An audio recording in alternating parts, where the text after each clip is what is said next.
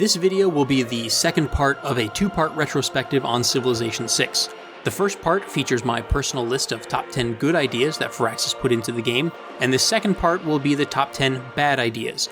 If you haven't watched the good ideas yet, then I highly recommend you check that out first, as there will be several topics in this list that will refer to and build upon what was said in the previous lists. In fact, there are some topics that are appearing in both lists, so I hope you'll listen to the good things that I have to say first before listening to the bad.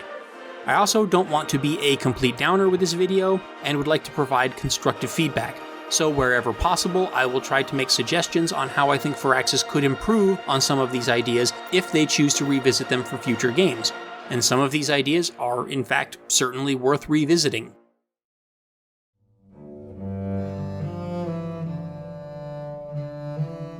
This is going to be kind of a funny complaint, because I actually love the privateer unit in Civilization VI. I think it's a really great unit in the game, and a very underutilized and underappreciated unit at that. Their ranged attack and ability to perform coastal raids makes them great for scouring the map for those lingering barbarian outposts that spawn on unsettled coasts or isolated islands, and then farming some golden experience from them. So, they're pretty good naval scout units overall. They are less good, however, at being actual pirates. Privateers in Civilization VI do not have hidden nationality and cannot attack or harass the units or trade routes of civilizations with whom you are not at war. Since Civ 6 lacks the ability to be in any sort of informal conflict, you are either at peace and cannot attack each other at all, or you are in formal war. So there's no real value in creating privateers for use against other civs when you can just train frigates instead. Yes, that aforementioned coastal raid ability can be great for attacking an enemy's infrastructure or economy, but the new district mechanics kind of negate that by making it less necessary to build infrastructure directly on the coast, which limits the potential targets and usefulness of privateers for attacking enemy infrastructure. Personally, my favorite versions of privateers in Civilization games are the ones in Civilization 4 and in Civilization 4 Colonization. Those versions had hidden nationality, which allowed them to attack any Civ's units or infrastructure, even if you are not in a formal state of war. They basically just show up to all the other players as if they were barbarian privateers. The other players, however, have a small chance of discovering who owns the privateer, and an attack against a friend or ally would be seen as betrayal and could lead to war. I liked that system a lot. It made it so much more important to build up a viable navy in the mid-game, since it wasn't just the occasional barbarian caravel that you had to defend yourself against.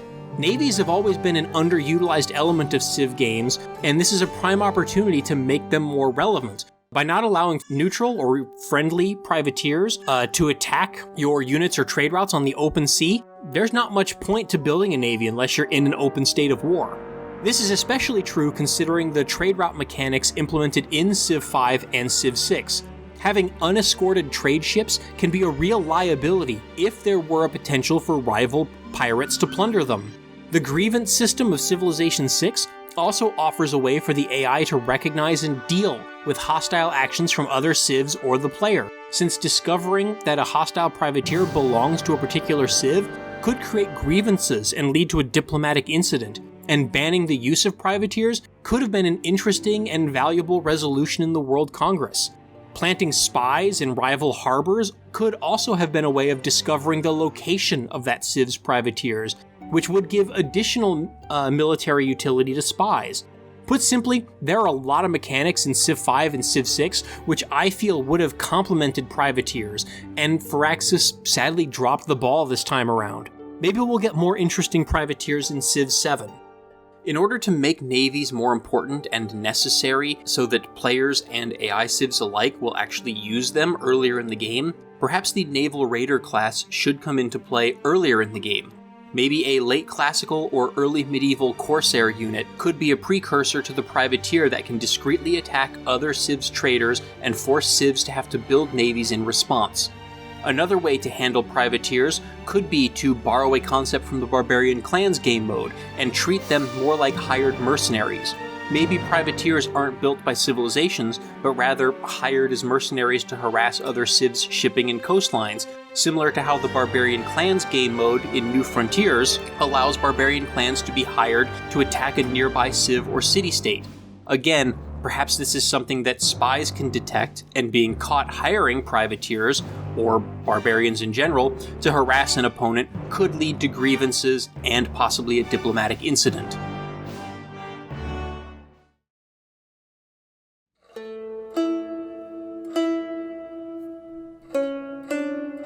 The World Congress works really well in Civilization V. Players have a lot of agency in what resolutions get proposed, and they can negotiate with each other to buy votes. It allows players to actually play politics, and it works. In Civilization VI, however, Firaxis seems to have tried to fix what wasn't broken, making changes for change's sake, and ended up with a World Congress that, in my opinion, just falls completely flat. Players have absolutely no agency or control over which resolutions get proposed, and there's no period of time in which players can negotiate with each other to trade or bribe each other to vote one way or another. The whole thing just feels completely arbitrary and random, and I rarely consider the World Congress to be a useful tool in expanding my civilization or in winning the game. At least not until we get towards the end of the game and I find out that I'm just a handful of diplomatic victory points away from potentially winning, and then the World Congress can sometimes just feel like it's an easy way to get a cheap win.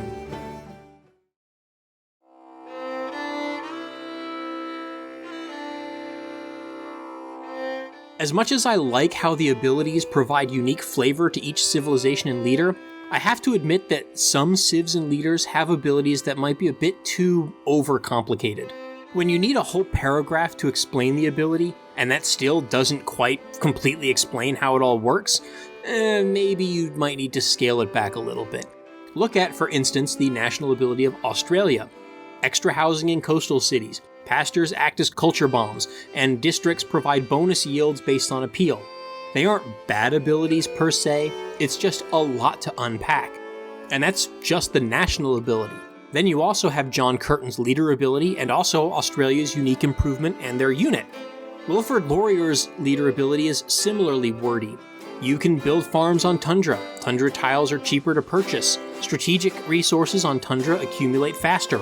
Bonus food on farms and camps, and bonus production on mines and lumber mills. Phew.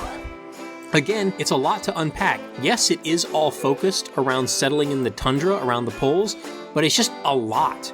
Then there's England's Workshop of the World ability, which grants extra iron and coal, double production towards military engineers, extra charges for military engineers, extra yield for buildings with power, faster production of industrial zone buildings, and extra resource stockpiles from harbors. Again, phew, it's just a lot to take in. Having all these small abilities as opposed to a single large ability might be cumulatively powerful and balanced, but when I see stuff like this in the leader select menu, it just doesn't stand out to me or make me want to play that civ. Also, on the topic of England in particular, why did Firaxis replace England's ability completely, instead of doing what they did with Roosevelt and Catherine and just add a variant of England so that both abilities are still usable? I guess it's harder to justify having duplicate civilizations as opposed to duplicate leaders with different outfits, since it's actually the civilization ability and not the leader ability that was changed for England. I don't know, whatever. In any case, I hope that Civilization 7 finds a way to streamline some of these abilities so that they're still powerful, but that they're simple and elegant.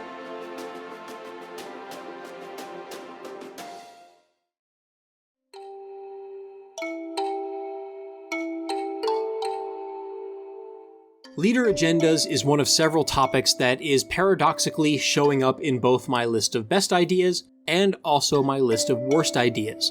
I like the idea of leaders having more specific AI that is better at using the leader or civilization's unique abilities, infrastructure, and units. That has the potential to improve the play of the AI dramatically. It just doesn't quite work that way in practice. Some of these leader agendas lead to erratic behavior, or behavior that is actually contrary to the leader actually trying to win the game or serve as a viable foil for the player. Look at, for instance, Herald of Norway. He likes to build a large navy for himself, which makes sense as a Viking king, with naval units built around raiding the coasts of rivals. But yet, somewhat paradoxically, he also likes other civilizations who also have similarly large navies, even if those civilizations are in a position to use those navies against his. It's weird. Similarly, you have Tamar of Georgia, who likes to build her unique walls, and she also likes other civs who build their own walls, even though these walls might have been built to protect that other civ from attacks from Georgia. In both cases, these civs might attack you. Then you build the units or infrastructure that they like so that you can defend yourself from their aggression, and maybe even turn the tables against them. And then suddenly they like you and want to be your friends. Again, it's just weird. These agendas in particular would work fine if they only applied to civs that are already friendly or allied to Herald or Tamar. It would make sense that they want their allies to be strong and well defended, but not their enemies. These agendas would also make more sense with a fear and respect mechanic similar to what was implemented in Civilization Beyond Earth's Rising Tide expansion. Having a powerful navy could, for example, cause Herald to respect his friends more, but also fear his enemies. But it shouldn't turn enemies into friends.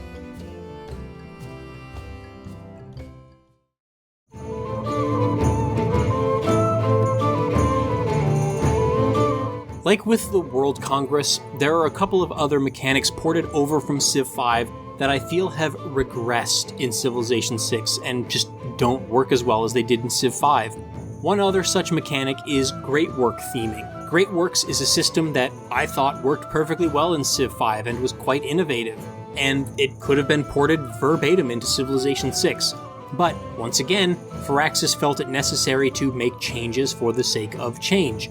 The end result is a system that I feel is much more restrictive and less expressive. I preferred how Civ 5 allowed museums to have different themes. One might be a museum of your civ's national history, full of artifacts from your own civilization over different eras. Another museum might be a museum of world history, containing artifacts from foreign civilizations from different periods of history. Yet another museum might be a museum dedicated entirely to a specific era of history, containing artifacts from different civilizations or city-states from one era. Similar theming rules applied to art museums in Civilization 5. This provided a lot of versatility in combining different artifacts and great works, and allowed theming to come into play earlier in the game, and just to be more engaging overall. In Civilization 6, there is only one type of theming, different civilizations and different eras. No museums of national history, or museums of antiquity, or a museum dedicated to a long-defeated rival civilization. It's a bummer. Acquiring the specific artifacts and great works to meet the stricter requirements is much more difficult in Civilization 6, especially since a single civilization is likely to monopolize most of the great works of a single type. Maybe it was designed this way to try to encourage the different civilizations to be trading artifacts more often, but I don't know, it just didn't work as well. And also, as an aside, I really wish there were a paleontology civic or technology that would unlock the ability to dig up fossils and create museums of natural history that would provide science as well as culture or tourism. I mean, the museum graphic shows a dinosaur in the game for Sid's sake, yet we can't dig up dinosaur bones to put in that museum. What a travesty.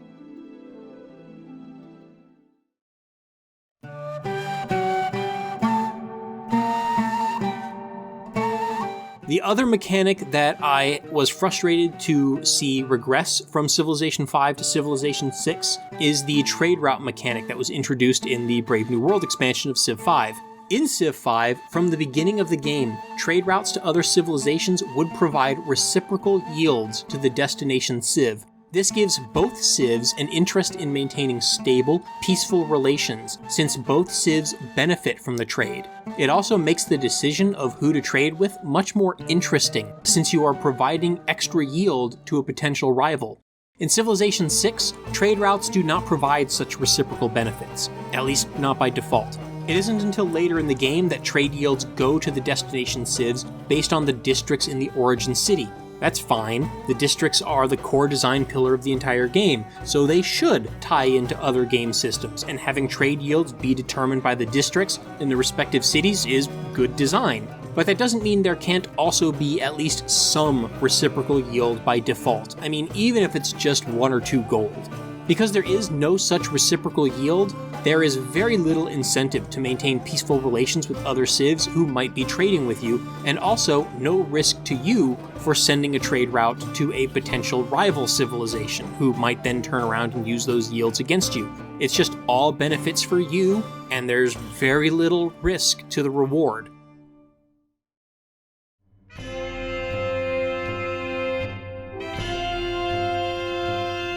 Roads have also been something that has kind of regressed in both Civilization 6 and Civilization 5 since Civ 5 attempted to unstack armies.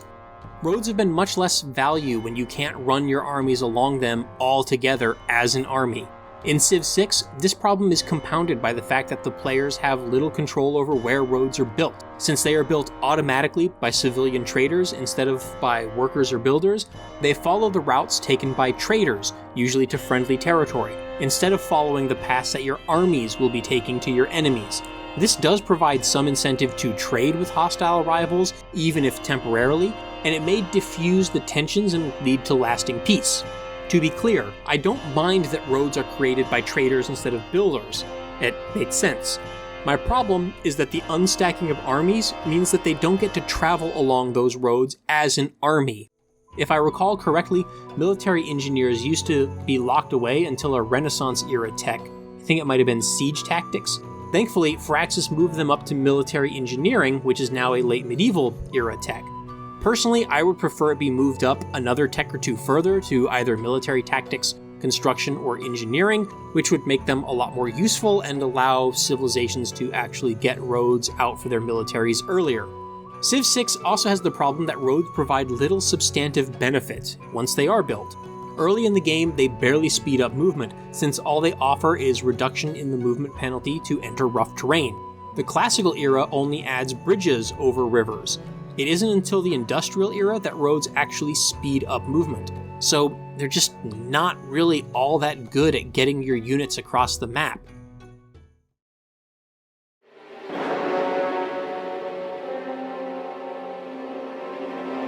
In the top 10 good ideas video, I mentioned that I approve of Civilization 6's inclusion of anthropogenic climate change as the major feature of an entire expansion pack, turning it into a core mechanic of the entire game, rather than the afterthought that it has traditionally been represented as, if it was represented at all in any given game. This one, however, comes with a big caveat. Climate change within the game still does not have the teeth that I think it should. The only effects of climate change are an increase in the frequency and severity of weather disasters, and also the permanent flooding of some coastal tiles. The player will know in advance exactly which tiles are at risk of flooding right from the start of the game, so you can plan your city settling and building around it, almost completely eliminating the risk. Aside from the flooding of a handful of coastal tiles and the melting of polar ice, which might actually be beneficial for trade and military tactics, there are no permanent consequences of climate change in Civilization 6. Droughts do not result in permanent desertification of plains and grasslands. Lakes and rivers do not dry up and reduce the housing available to nearby cities. Warming climates do not allow disease-carrying mosquitoes, ticks, and other biting insects to migrate to new regions and spread those diseases to new populations. Oceans do not become hotter and more acidic, which would result in the bleaching of coral and the death of fish and other marine life. The snow does not melt off of ski resorts and negate their yields in tourism. Perhaps worst of all, climate change in Civilization 6 eventually caps out, removing any pressure or necessity to reduce emissions once that last level of climate change is triggered. Of course, in real life, all those things that I listed will happen, and more.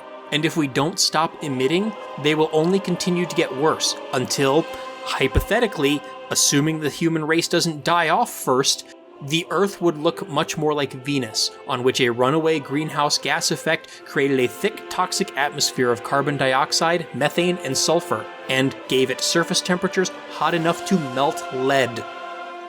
The disasters can be destructive, but they come into play at a point late enough in the game that they are unlikely to impact the outcome, and you usually have enough production to easily repair the damage. More fundamentally, a civ can drive up the temperature through unchecked industrial activity and then still win the game without taking any steps to address climate change. Mitigating or reversing climate change is not a necessary condition for completing any of the victories, nor is it the basis of any new type of victory that would have been unique to Gathering Storm. Nor is there an everybody loses condition in which the planet is rendered unfit for modern human civilization. Climate change is an existential threat to our way of life. It will be costly to mitigate and will only become more costly as our leaders continue to drag their feet about dealing with it, and also as individuals refuse to make even simple lifestyle changes to reduce their carbon footprint. Yet in Civilization 6, even though it is treated somewhat seriously, it is still little more than an inconvenience. And to be fair to the people at Firaxis, this is a tricky thing to get right, and I don't know that there is any one panacea answer that's going to fix this and make this more representative of real life or more of a threat to winning the game.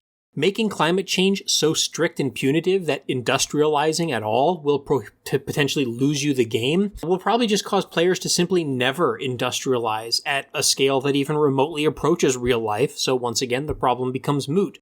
Part of the problem with real-world industrialization is that there are a lot of individual actors, ranging from corporations to politicians and also to us consumers, who each individually and for our own selfish reasons contribute to climate change in order to improve our immediate quality of life, without much or any concern for how it affects others. And this also puts internal pressure on the countries themselves to industrialize further so that they can provide that quality of life to their citizens. Such an internal pressure doesn't exist in Civilization 6. Your citizens won't be up in arms demanding that you build factories to produce toys and video game consoles and cars and stuff like that. And since climate change only becomes an issue at the very end of the game, it's not really a big concern. In real life, climate change isn't going to become arbitrarily moot in 2050. Life goes on, and the next generation, the ones that live after the end of a civilization game, would still have to deal with the problems left to it by past generations. I'm not really sure how to resolve this. One idea would be to prevent any civ from winning as long as the climate is warming. Even if a player reins in their own industrial output, the endgame would still require finding ways to prevent or limit other civs' emissions, whether that be by conquering them and forcibly shutting down their industry, or imposing economic sanctions, or through some kind of diplomatic action. But that has problems too. A losing civ could potentially troll all the others by building a bunch of coal plants near the end of the game to prevent anyone else from winning. So perhaps climate change also needs to create unrest within city populations that might lead to internal protests or possibly even eco-terrorism that destroys or disables excess industry in order to prevent such trolling from losing civilizations. Another option might be to make the exact effects and severity of climate change unknown until it actually starts to happen in the game. In some games, climate change might be really mild and inconsequential. In other game instances, it might begin early and be oppressively strong, or in certain games it could fall anywhere in between. This way, the player still knows that too much industrialization is going to be bad eventually, but they won't know how much industrialization is too much until after certain thresholds or tipping points have been reached.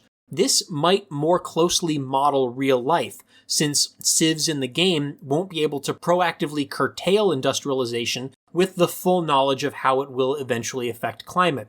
The pressure to remain competitive in the industrial era would lead to large-scale industrialization, but civs would have to react to it after the fact. This would also have the benefit of possibly creating much more variety in late-game scenarios, which might help make the late game feel less stale and rote.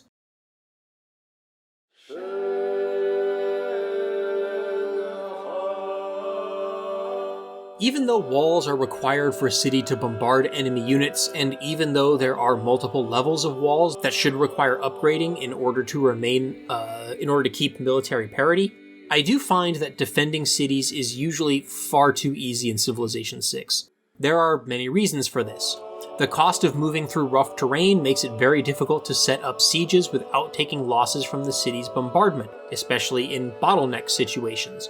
The short distance between cities and the addition of encampment districts, which can also bombard and project zone of control, means that approaching armies are subject to much more overlapping bombardments as they approach the target city. And the inability to deal collateral damage to units within a city, not even from siege weapons like catapults, trebuchets, and artillery, means that the defender can get yet another bombardment against the invaders from a unit stationed within. 2 bombardments if the city is coastal and can place both a ranged land unit and a ranged naval unit in the city center. Lastly, the combat strength of city bombardment does not increase with the level of walls. It actually increases with the strength of the most advanced military unit that the Civ has built. Building a single advanced unit increases the bombardment strength of all of that Civ's walls permanently. The walls themselves provide only small incremental increases in bombardment strength. I find that I can often hold off invasions from the AI with just ancient walls, as long as I have military parity in units. A human opponent will likely pose much more of a threat, but they still have to survive long enough to actually surround the city and put it under siege. Don't get me wrong, I do like that Civ 6 focuses more on infrastructure and empire management. I mentioned it as one of the top 10 best ideas, and that means that Civilization 6 does not feel as much like a strict war game compared to Civilization 5, especially vanilla Civilization 5. I like that a civilization in Civ 6 can play peacefully, build up its infrastructure and economy, and not have to spend all of its time producing units and fighting wars. I like that that is an option. But that really doesn't work unless the game has meaningful coalition building mechanics that allow militarily capable civs to defend and protect their defenseless trade partners. Without being able to rely on a coalition of military allies, a civ should need to invest a little bit into a standing army for defense if it wants to be able to protect itself from a belligerent neighbor. That one-time investment in ancient walls and maybe an upgrade to medieval walls or Renaissance walls if the need arises should not be sufficient to hold off an entire invasion. The problem was even worse before the New Frontiers DLC. Vanilla Civ 6 lacked a trebuchet, and one was not added until the final content update of the final month of New Frontiers DLC Pass. The game already included medieval walls from launch, which were ostensibly there to defend against medieval siege weapons, even though the game hadn't included the medieval siege weapon that the medieval wall was supposedly intended to defend the city from. Whatever. That did eventually get fixed. Eventually. It only took until, the last update that the game ever received. So credit where credit is due.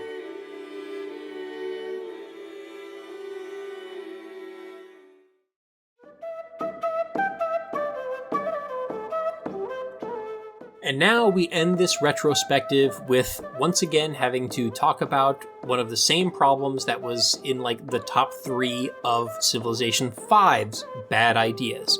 Unfortunately, the problem is still present. One of the design goals of Civilization 6 was to reduce unit congestion on the map and make the battlefields feel less claustrophobic. This goal led to several complications being added to the 1 unit per tile system that was implemented originally for Civ 5. Civ 6 implemented layers of units, which could stack on top of each other, but each tile can only contain 1 unit from each layer.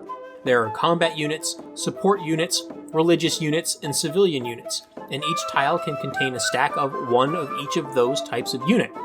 Further, combat units can eventually be combined into corps and armies, or fleets and armadas for naval units, which would allow multiple copies of the same unit to be joined together into one more powerful version of that unit. These ideas work moderately well to reduce the congestion of units in Civ 6. Ironically, however, other decisions with the design of the map kind of counteracted the designs with units. The unstacking of cities and lack of hard limits on how many cities can be built leads to even less open space on the map and even more urban sprawl, which dramatically reduces the amount of open field for fighting those tactical battles. Cities and encampments have so much overlap that it's almost impossible to walk into enemy territory without being subject to multiple bombardments per turn. It also completely eliminates the possibility for cavalry raids behind enemy lines, because any single cavalry unit that you send to pillage enemy tiles is at extremely high risk of being hit by 2 or 3 bombardments from cities and encampments, even if the opponent does not have any defensive units to protect their valuable tiles or resource deposits. It is still mostly not viable to perform these hit-and-run kind of pillage attacks in enemy territory. The way that the maps themselves are generated was also changed in Civ 6. The use of mountains for adjacency bonuses for both campuses and holy sites necessitates the inclusion of a lot more mountains, including massive, impassable walls of mountain ranges that can completely cut off access to entire regions of the map, or which funnel units down very narrow paths. This contributes to even further congestion and claustrophobia. I think that fundamentally, both Civ 5 and Civ 6 suffer from the same problem of the civilization level map not being scaled appropriately for the tactical level combat. I honestly only see 2 ways to resolve this. Either add more tiles to the maps and design cities so that they should be placed further apart, either through strict limits or by game mechanics that encourage more space between cities, or put tactical battles on a separate map from the main world map. Humankind implements a system in which units can be stacked into armies until they meet on the battlefield. At that point, the stacked armies unstack and deploy their units for a tactical battle that takes place over several rounds within a single campaign turn. It's a decent compromise, but still does not fundamentally solve the issue.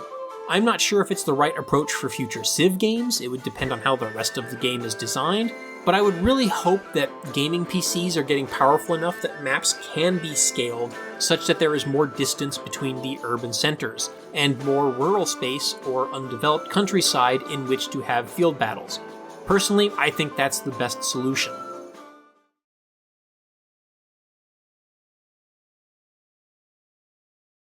Given my lists of top 10 good and bad ideas, what do I hope to see from any potential Civilization 7?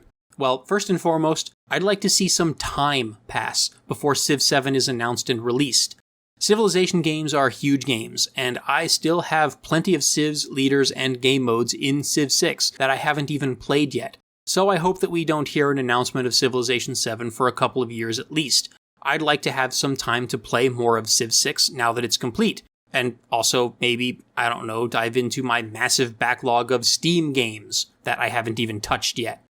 In the meantime, I'd personally much rather see Firaxis release a different game. Colonization released between Civilization 1 and Civilization 2. Alpha Centauri was released between Civ 2 and Civ 3. Pirates released between Civ 3 and Civ 4. Railroads and Civ 4 Colonization both released between Civ 4 and Civ 5. And then, of course, Beyond Earth was released between Civ 5 and Civ 6. I'd like to see that trend of releasing a smaller side project between mainline Civ titles continue in between Civ 6 and Civ 7. Perhaps we'll see a sequel to Beyond Earth, or maybe another remake of Colonization using the Civ 6 engine and hex-based grid, or maybe remakes of Railroads or Pirates. I guess Pirates is probably unlikely, since that already showed up as a custom mod scenario in Civ 6. Or maybe Firaxis will do a fantasy or supernatural game that utilizes and builds upon some of the ideas from the New Frontiers game modes. Personally, I wouldn't mind seeing Firaxis do a take on a space-themed 4X. Not just colonizing a single alien world, as in Alpha Centauri or Beyond Earth and just doing Civ again, but a proper space-based 4X empire builder along the lines of Master of Orion. In any case, a 7th Civilization game is a pretty safe bet. It is, after all, Firaxis' flagship title, and turn-based 4X is kind of having its own little renaissance with the release of Humankind, Old World, and so forth. So I'm sure that parent publisher 2K will greenlight another game in the series in the not-too-distant future. Humankind, by the way, was referenced several times in both of these top 10 lists, and I would assume that the designers and developers at Firaxis are currently playing that game and taking a good hard look at it. After all, I get the impression that many of the biggest design choices made for Humankind, whether you like them or not, are in direct response to criticisms of Civilization. I'm sure there are plenty of things to learn from Humankind for the team at Firaxis, and there's probably plenty of things to learn from Old World and other 4X games as well, but the more narrow scope of those games might limit their applicability to Civ. Though I do hear that Old World does some interesting things with diplomacy, so maybe there's some lessons there, as diplomacy has always been kind of a weak spot in the Civilization games. Anyway, what do you think? Do you agree with my lists? Is there anything that you absolutely love or absolutely hate about Civilization 6 that did not make it into any of my lists? If so, I'd love to hear about it in the comments. I do also have another Civilization 6 project in the works. If you'd like to get previews of that project and other upcoming projects, then I invite you to become a supporter on my Patreon page. All patrons will receive early previews of upcoming projects, including script outlines and preview clips. Higher level patrons will also get early access to select content and the ability to vote on polls of upcoming projects. Even if you can't contribute through Patreon, you can still support the channel by liking and sharing this video, leaving comments, and subscribing to this channel. Thanks for watching, and keep on one more turning into the wee hours of the morning.